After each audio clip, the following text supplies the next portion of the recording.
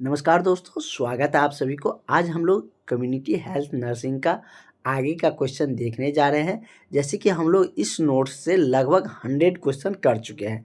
इससे पहले भी हमने आपको एक पीडीएफ एक नोट्स दिए हुए हैं, उससे भी लगभग हम लोगों ने 50 क्वेश्चन के अराउंड किए हुए हैं इसी टॉपिक का, कम्युनिटी हेल्थ नर्सिंग का ही। तो आज हम लोग इससे ज़्यादा आगे का क्वेश्चन करने जा रहे हैं, जिसमें कि हम लोगों को इस टॉपिक से लगभग 500 से ज़्यादा क्वेश्चन करना है। 500 अप्रॉक्स आप मान के चल सकते हैं, क्योंकि इससे ज़्यादा क्वेश्चन भी पूछे जाते हैं। और आपका एग्ज़ाम ऐसा नहीं है कि एक ही शिफ्ट में होंगे इसलिए कम पढ़ेंगे। आपका एग्ज़ाम बहुत सारे शिफ्ट में होंगे। जैसे क्या कि 3 दिन या 4 दिन एग्ज़ाम चलते हैं, प्रत्येक दिन 2 या 3 शिफ्ट होते हैं। लगभग 15 या कह सकते हैं कि 10 से 15 शिफ्ट तक तो हो ही जाएंगे। तो इतना शिफ्ट में अलग अलग क्वेश्चन होंगे, एक ही टॉपिक से अलग अलग क्वेश्चन पूछे जाएंगे। तो ज़्यादा क्वेश्चन आप कवर किए रहिएगा, तब ना किसी के शिफ्ट में कोई क्वेश्चन आएगा, किसी के शिफ्ट में कोई दूसरा क्वेश्चन आएगा। तो इसीलिए हम लोग ज़्यादा क्वेश्चन इस टॉपिक से करने जा रहे हैं। तो हम लोगों का आज का क्वेश्चन यहाँ से शुरू होगा।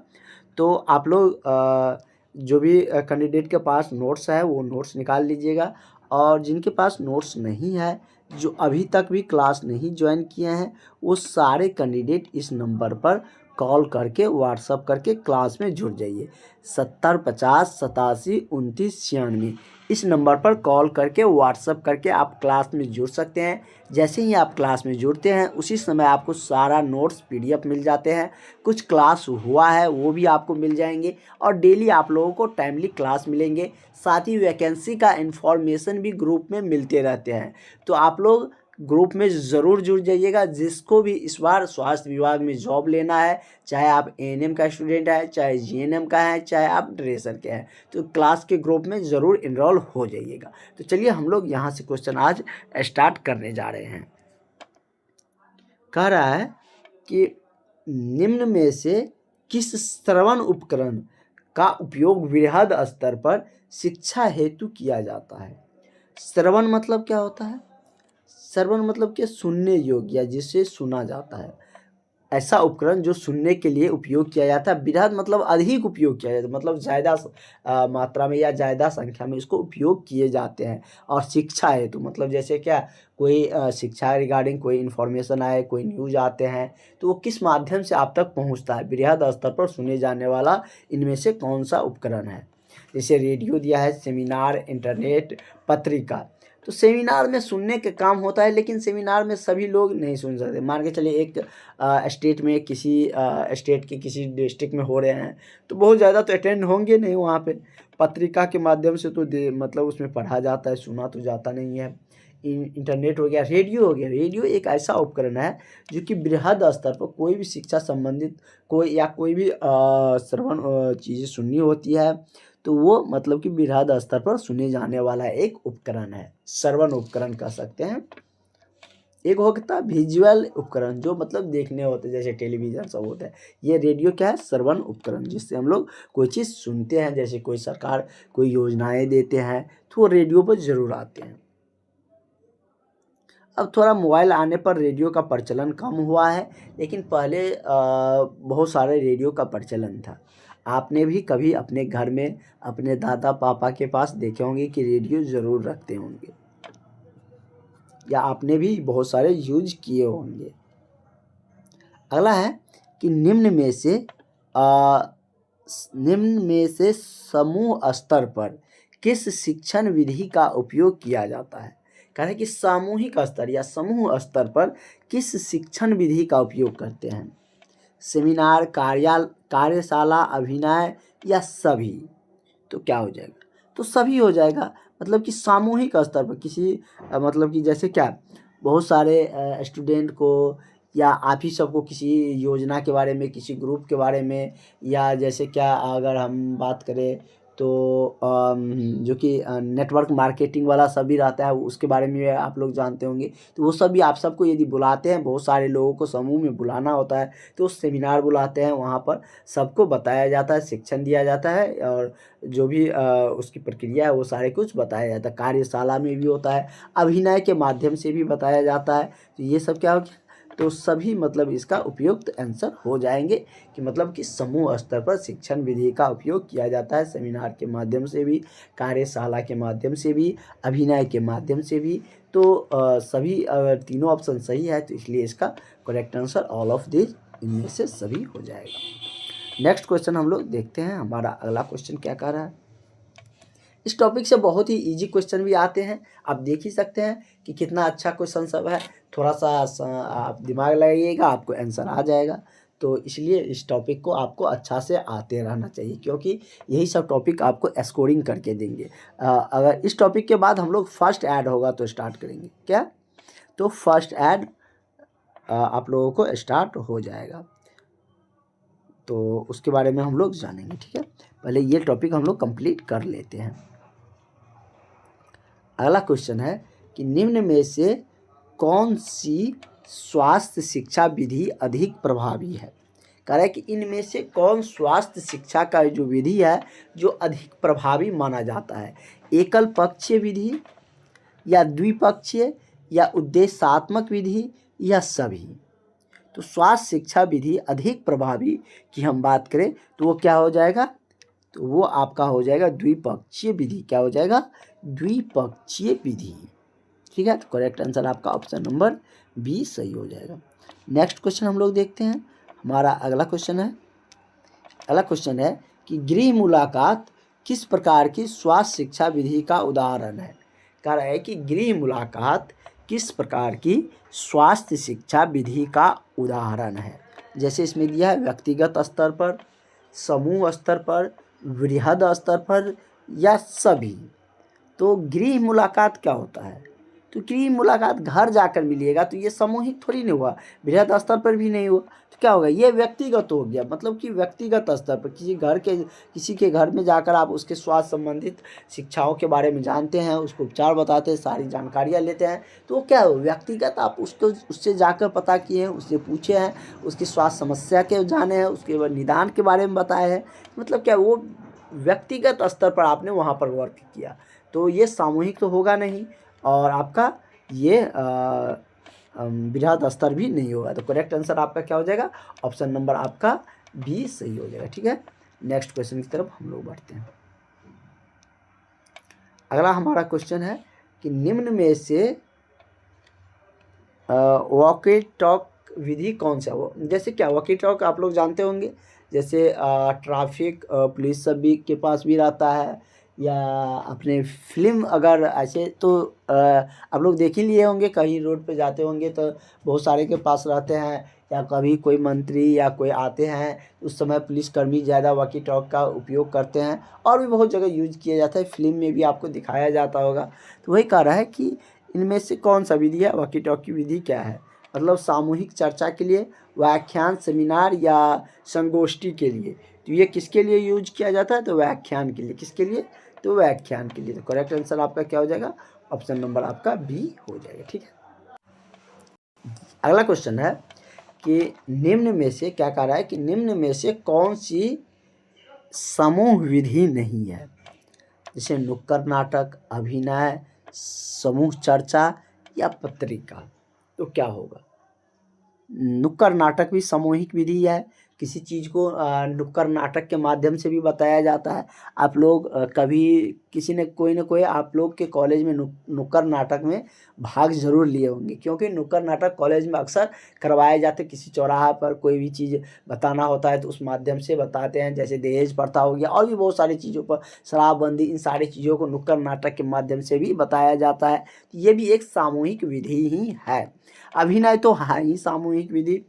उसके बाद आपका है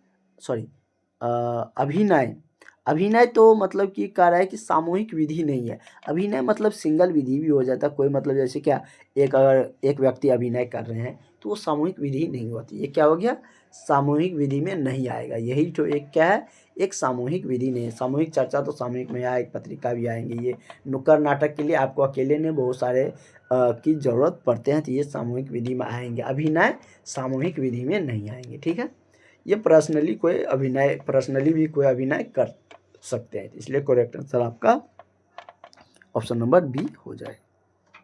नेक्स्ट क्वेश्चन है व्याख्यान विधि क्या है। अभी हम लोग वॉकी टॉक में देखे थे व्याख्यान के बारे में। यहाँ पर पूछ रहा है कि व्याख्यान विधि होती क्या है, क्या मतलब कि व्याख्यान विधि होती है छात्र केंद्रित के लिए, शिक्षा केंद्रित, चर्चा केंद्रित या इनमें से कोई नहीं। ये किसके लिए होते हैं? तो ये आपका शिक्षक केंद्रित के लिए व्याख्यान विधि होते हैं। तो करेक्ट आंसर आपका ऑप्शन नंबर बी हो जाएगा। नेक्स्ट क्वेश्चन हम लोग देखते हैं। तो चलिए हम लोग नेक्स्ट क्वेश्चन देखते हैं। अगला क्वेश्चन है कि नर्सिंग छात्रों को सभी प्रायोगिक विषय वस्तु को ये यहाँ पर आप इसको काट सकते हैं, विषय वस्तु के लिए कौन सी विधि प्रभावी है। कह रहा है कि नर्सिंग छात्रों को सभी प्रायोगिक जो प्रैक्टिकली होते हैं, प्रैक्टिकल आप लोगों के जो होते हैं, तो प्रायोगिक विषय वस्तु के लिए कौन सी विधि प्रभावी होती है, सामूहिक चर्चा या डेमोन्स्ट्रेशन या इंटरनेट या सेमिनार। तो कौन सी इसमें से सामूहिक मतलब कि प्रभावी विधि है। तो क्या होंगे, डेमोन्स्ट्रेशन क्या होंगे, तो इसका इसका प्रभावी विधि होता है। किसका? तो नर्सिंग छात्रों के सभी प्रायोगिक जो विषय वस्तु होते हैं उसके लिए प्रभावी विधि किसको माना जाता है? तो डेमोन्स्ट्रेशन को। तो करेक्ट आंसर आपका ऑप्शन नंबर भी सही हो जाएगा। ठीक है, अगला है कि वृहद स्तर पर कौन सी शिक्षा विधि उपयोग में लाई जाती है। जैसे इसमें दिया है रेडियो, टेलीविज़न, इंटरनेट या सभी। तो क्या होगा? तो शिक्षा विधि मतलब कि वृहद स्तर पर शिक्षा के लिए शिक्षा विधि में जो उपयोग में लाया जाता है, रेडियो भी आते हैं, वो हम लोग पहले भी देखे थे, टेलीविज़न भी आ जाएंगे, उसके माध्यम से भी शिक्षक के कोई चीज़ के बारे में बताया जाता है, इंटरनेट भी इसका अच्छा माध्यम है। तो क्या हो जाएगा इसका मतलब कि सभी हो जाएगा। ये सभी वृहद स्तर पर शिक्षा विधि के उपयोग में आने वाले उपकरण है। नेक्स्ट है, कह रहा है कि निम्न में से क्या कह रहा है कि निम्न में से एवी एड्स के संचालन में विद्युत की आवश्यकता नहीं होती है। कह रहा है कि निम्न में से किस एवी एड्स के संचालन में विद्युत की इलेक्ट्रिसिटी की आवश्यकता नहीं पड़ती है। तो चलिए हम लोग ऑप्शन पे चलते हैं। बहुत ही इजी क्वेश्चन है, इसको भी आप लोग बता सकते हैं। ओवर हैंड प्रोजेक्टर, तो कोई भी प्रोजेक्टर के लिए तो इलेक्ट्रिसिटी चाहिए ही। प्रोजेक्टर जैसे आप लोग गांव में जानते होंगे, पर्दा के नाम से भी उस पर जो कोई चीज़ चढ़ाया जाता है, या आप लोगों के कॉलेज में भी प्रोजेक्टर पर बताए जाते होंगे। अब तो ज़्यादातर क्लासेज प्रोजेक्टर पे ही चलते हैं, जो नए नए निकले होंगे कॉलेज से तो देखे होंगे, नया जहाँ पर भी नया कॉलेज बना होगा तो प्रोजेक्टर पर बहुत चीज़ बताए जाते हैं, तो वो बिना इलेक्ट्रिसिटी के तो चलेंगे नहीं। तो ये तो होगा नहीं। और हमसे पूछ रहा है कि कौन मतलब कि विदाउट इलेक्ट्रिसिटी के चलता है, विद्युत का, तो ये गलत हो गया। टेलीविज़न को भी इलेक्ट्रिसिटी चाहिए, कि आपके घर में बिना इलेक्ट्रिसिटी के चलता है टेलीविज़न, मतलब कि या तो आप उसको एसी करंट दीजिए या डीसी इलेक्ट्रिसिटी दीजिए, मतलब या बैटरी से चलाइए या बिजली से चलाइए। बैटरी भी क्या करता है कि वो भी मतलब कि यांत्रिक ऊर्जा उसको कन्वर्ट करके क्या करते हैं, तो विद्युत ऊर्जा में कन्वर्ट करता है। तो इसके लिए भी ज़रूरत पड़ता है, ये भी नहीं होगा। फ्लिप चार्ट को इलेक्ट्रिसिटी का ज़रूरत नहीं है। जैसे कि आप कोई चीज़ का चार्ट बनाते हैं, जैसे हमने आपको एक चार्ट हमने आपको मिडवाइफरी में बताए हुए थे, तो जैसे प्रेगनेंसी के वाले जो होते हैं तो उसका चार्ट हमने बताए थे। तो चार्ट ऐसे बनता है, उसमें सारे फिगर, सारे चीज़ के बारे में, सारे पॉइंट्स के बारे में एक एक करके लिखा जाता है।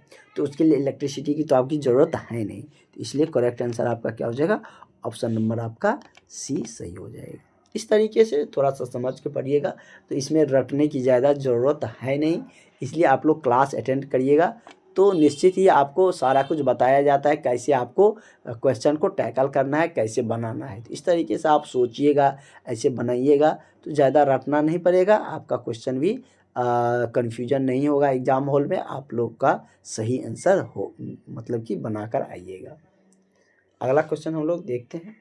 कह रहा है कि ओवरहेड प्रोजेक्टर, नेक्स्ट क्वेश्चन है कि ओवरहेड प्रोजेक्टर में किस लेंस का उपयोग किया जाता है? उत्तल लेंस, अवतल लेंस, उभयोतल लेंस या समतल? ये थोड़ा सा लेंस आप लोग लिख लीजिएगा, ऐसे होता है प्रिंटिंग में थोड़ा सा हो जाता है, बहुत सारा वर्ड लिखना पड़ता है ना, इसलिए। तो मतलब कि उत्तल लेंस, अवतल लेंस या कौन सा लेंस उसमें यूज रहता है, क्योंकि ओवरहेड प्रोजेक्टर में लेंस का उपयोग होता है, उसमें रहता है, तो उसमें उत्तल लेंस का क्या होता है, तो उसमें उपयोग होता है। उत्तल मतलब कॉन्वेक्स लेंस का। ठीक है, नेक्स्ट क्वेश्चन की तरफ चलते हैं। अगला क्वेश्चन हमारा है कि निम्न में से कौन सा दृश्य उपकरण विजुअल एड्स नहीं है? इस दिए गए दृश्य में से कौन विजुअल मतलब जो दिखता है, वही कह रहा है दृश्य उपकरण नहीं है? मॉडल, चार्ट, मायक या पोस्टर? तो क्या इसमें से विजुअल उपकरण नहीं है? तो मायक कोई विजुअल उपकरण है नहीं। ठीक है, तो ये सब को आप लोग देख सकते हैं, मॉडल को, चार्ट को, पोस्टर को, ये सब को देख सकते हैं। मायक को आप लोग मतलब कि ये विजुअल उपकरण नहीं है। अगला है IMNCI कार्यक्रम का नाम है, वो कह रहा है कि इसका शुरुआत कब हुआ था। ठीक है, तो चलिए इसके शुरुआत के बारे में भी हम लोग जान लेते हैं। जैसे ऑप्शन में दिया है सन 1905 में, 1906 में, 2005 में, 2006 में, 2007 में या 2008 में। तो ये कब हुआ था? तो ये आपको हुआ था 2006 में। कब हुआ था? 2006 में। तो करेक्ट आंसर आपका ऑप्शन नंबर बी सही हो जाएगा। नेक्स्ट क्वेश्चन है, अगला क्वेश्चन आपका है कि जननी सुरक्षा योजना, इसके बारे में एक बार और क्वेश्चन हम लोगों को देखने को मिले थे। जननी सुरक्षा योजना कब शुरू की गई थी? 2002 में, 3 में, 4 में या 5 में? तो ये शुरू किया गया था 2005 में, और हम आपको बार बार बताते आ रहे हैं कि इसी टॉपिक से आपको जीके टाइप कुछ क्वेश्चन देखने को मिलेंगे, तो इसलिए आप लोगों को ये सब क्वेश्चन को अच्छा से याद रखना है। तो जननी सुरक्षा योजना, ये तो बहुत अच्छा क्वेश्चन है, लगभग जितने भी एग्ज़ाम होते हैं उनमें पूछ ही लिए जाते हैं आप लोगों के एग्ज़ाम में। तो जननी सुरक्षा योजना 2005 में शुरू हुआ था। अगला है वंदे मातरम योजना कब शुरू हुआ था? तो ये योजना शुरू हुआ था कब? तो ये योजना 2004 में शुरू हुआ था। कब हुआ था? तो 2004 में वंदे मातरम योजना शुरू हुआ था। उसी तरीके से अगला है कि आयुष चिकित्सा प्रणाली शुरू कब हुई थी? जैसे आयुष चिकित्सा हो गया, उसके बाद आयुष्मान कार्ड जो आप लोगों का बनाया जाता है, या जिसमें कि लिमिटेशन रहता है कि इतना तक का उपचार के लिए फ्री ऑफ कॉस्ट है, सरकार उसका पे करेंगे। तो ये सब योजना के बारे में आपको पूछ लिए जाते हैं, सारे स्वास्थ्य संबंधित ही योजना है। तो ये कह रहा है कि आयुष चिकित्सा योजना कब लागू किया गया था, इस प्रणाली को कब लाया गया था? तो ये 2007 में लाया गया था। कब लाया गया था? तो ये 2007 में लाया गया था। तो करेक्ट आंसर आपका ऑप्शन नंबर बी हो जाएगा। नेक्स्ट क्वेश्चन हम लोग देखें। अगला क्वेश्चन है कि राष्ट्रीय स्वास्थ्य बीमा योजना शुरू की गई, ये कब शुरू हुआ था? तो राष्ट्रीय स्वास्थ्य बीमा योजना 2008 में शुरू किया गया था। कब शुरू किया गया था? 2008 में। करेक्ट आंसर आपका ऑप्शन नंबर सी सही हो जाएगा। ठीक है, 2008 में राष्ट्रीय स्वास्थ्य बीमा योजना शुरू की गई थी। अगला है कि राष्ट्रीय स्वास्थ्य मिशन कब शुरू किया? राष्ट्रीय स्वास्थ्य मिशन कब शुरू हुआ था?